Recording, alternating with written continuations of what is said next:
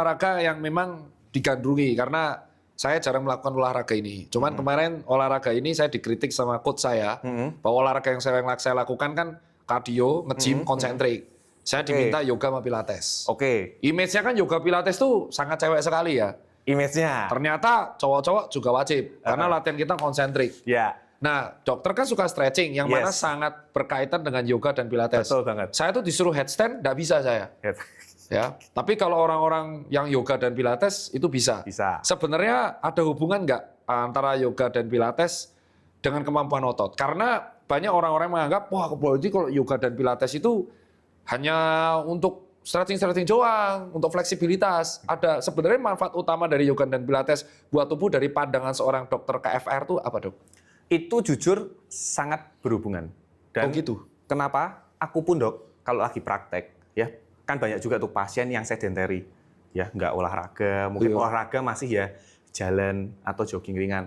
Dan terus ada banyak banget tiap hari itu mesti punya keluhan ketemu pasien yang upper back pain. Oh gitu. Selalu dapat tiap hari. Ketindihan kuntilanak? Bukan, jangan. Jadi terutama gara-gara kantoran lah mungkin ngedit, kan gini terus upper back pain banyak banget. Terus habis itu low back pain baru keluhan lain. Ya. Nah, itu low back pain baru keluhan lain. Ya. Nah, jadi fungsinya yoga pilates dan stretching kita tuh untuk pertama membetulkan postur kita. Mah itu ya? Iya, terutama benerin postur. Ya, kalau kita udah kebiasa gini terus, ya dari postur tubuh kita tuh udah nggak sesuai. Kalau postur tubuh kita nggak sesuai, ya otot dalam tubuh tuh akan tidak seimbang. Ya, jadi misalnya simpelnya posisi, dari postur berdiri, postur duduk, postur jalan, tidur pun ada postur yang betul. Misalnya postur duduk, yang betul kan tegak gini. Ya, yang betul tegak. Nah, tapi kenapa? Soalnya kalau posturnya kita tegak, kita tuh berusaha mempertahankan namanya line atau center of gravity. Itu ininya garis tubuh. Ya, kalau kita garis tubuhnya seimbang, penggunaan otot itu akan efisien. Nah, otot akan bekerja lebih ekstra kalau posturnya berubah. Nah, misalnya kayak gitu. Ya, kayak gini. Ini jadi miring gini. Nah, kan mesti ada kerasa rodok, ada yang rodok narik atau nahan apa enggak? Saya berasa. Tapi kalau orang sopir angkot enggak. Ini. Udah kebiasa. Nah, terus posisi juga gini. Ini ini Daniel nih. Kalau ngedit dia gini. Itu tapi banyak banget postur kayak gini. Banyak banget ya. Nah, itu biasanya otot-otot belakang dia akan jadi lebih ekstra, kerja ekstra. Nah, itu makanya postur tuh harus disesuaikan. Nah, tapi kan nggak mungkin toh, Dok, kita kayak kerja 8 jam gini terus. Kesel. Kesel, nggak mungkin. Ya, makanya aku juga sering ingetin harus diselingin dengan stretching. Nah, yoga pilates sebetulnya, Dok, yoga itu banyak macam dan pilates. Aku nggak paham, jujur aja. Nah, jadi kalau dibilang tuh sebetulnya olahraga apapun butuh yoga dan pilates dan stretching ini. Itu bener ucapan coachku tuh. Bener. Iya. Bener. Makanya ada bodybuilder yang tiba-tiba yoga dan pilates tuh sampai geter-geter, Bang. Bisa. Bener. Lebih kuat ceweknya, lebih kuat instruktur ceweknya. Yang bodybuilder kuatnya gede bisa geter. Kok bisa gitu ya? Soalnya kebanyakan kalau bodybuilder latihannya konsentrik. Ya, sama. Saya juga calisthenics dan buat nge-gym pun konsentrik. Nah, padahal, Dok, untuk kita meningkatkan performa olahraga, untuk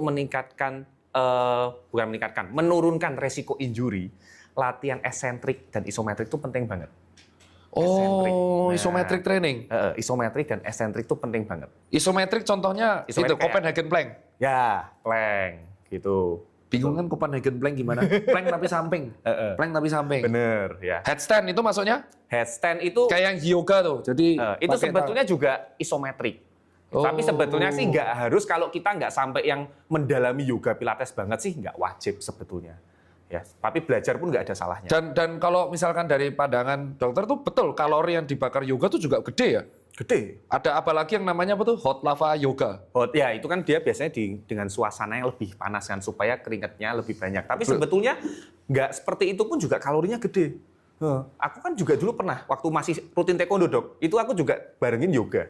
Soalnya untuk bantu flexibility, bantu juga muscle endurance, ya, bantu juga untuk performa kuda-kuda, stance itu juga penting. Jadi kalau aku lari dan nge-gym, apakah aku disarankan juga untuk menambah kayak yoga dan pilates. Saranku ya. Saranku ya. Berarti stigma ya itu ya, stigma di publik ya bahwa Stigma yang apa tuh? bahwa banyak orang wah yoga pilates itu cewek sekali. Padahal cowok sebenarnya wajib juga ya. Wajib. Wajib. Itu penting. Saya juga termasuk kemakan itu.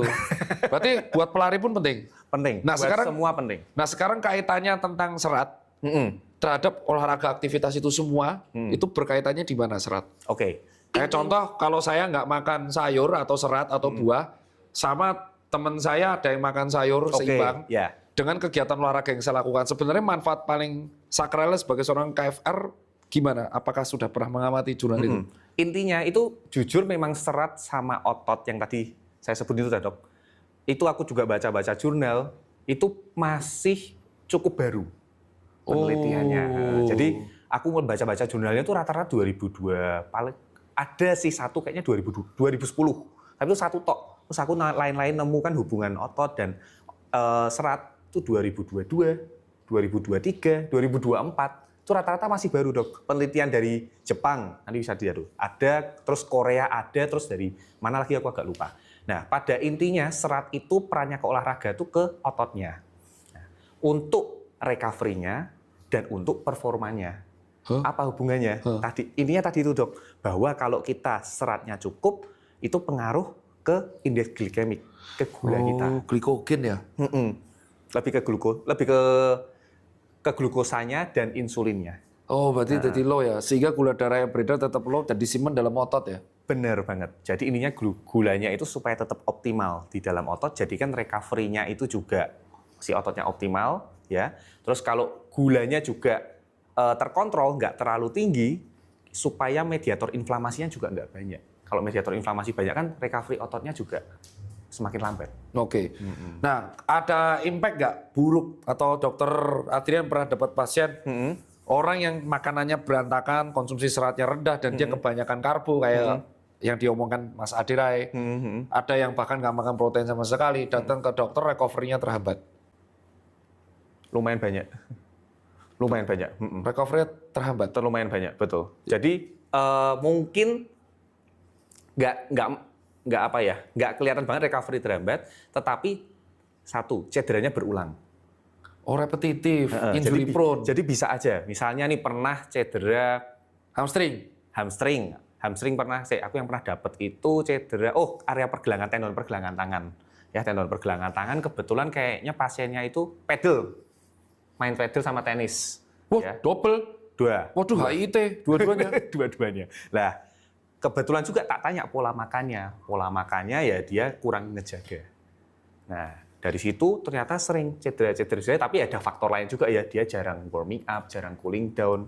Gitu. Oh, warming up juga penting ya? Penting banget. Aku baru tahu pentingnya warming up tuh setelah aku daftar ke pelatihan lari. Jadi pelatih lariku selalu negur kalau warming up. Nah, ini aku mau tanya sekalian ngomong di sini. Aku tuh sering ditegur, dulu tuh lari cuma 3 menit warming up ya. 3 menit, oke. Terus akhirnya beliau negur bahwa warming up kurang, karena kalau kayak gitu caranya heart rate-mu terlalu naik nanti cardiac drift-nya. Kamu harus menjaga cardiac drift di 120. Jadi biar tenagamu siap. Sebenarnya secara sains atau dokter, kan dokter udah di bidang KFR sering nangani cedera. Betul. Sebenarnya warming up yang benar itu seperti apa? Seharusnya durasinya, tadi yang dibilang 3 menit kurang, itu betul. Oh, kalau 3 menit itu sebenarnya kurang. Jangkrik aku biar ya makanya cedera. Parah kan sini tuh. Aduktor aku sobek. Iya, nah itu sebenarnya idealnya berapa menit? Seharusnya, jadi ada di textbook, di rehab kita belajar di